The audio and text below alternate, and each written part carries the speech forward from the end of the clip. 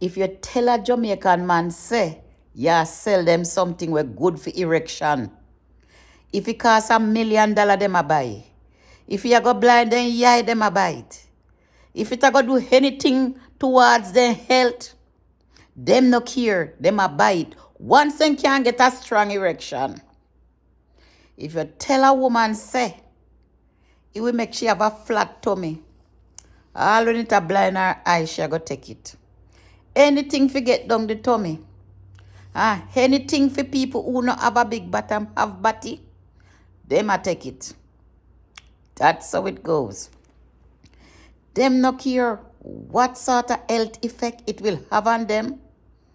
Them a take it same way. But Jamaican man, they will buy all the world for a strong erection. All if you just mix up like a medicine and it have no use, just put like a syrup in a one bottle and give them a take it because them want the erection. That's why some of uno man end up buy China brush and buy all of these things. We're not good for no. Because everybody want to be strong in the bedroom. A man don't want to be a loser. Him no want to hear what woman say. You can't come back, because you never strike the matches good.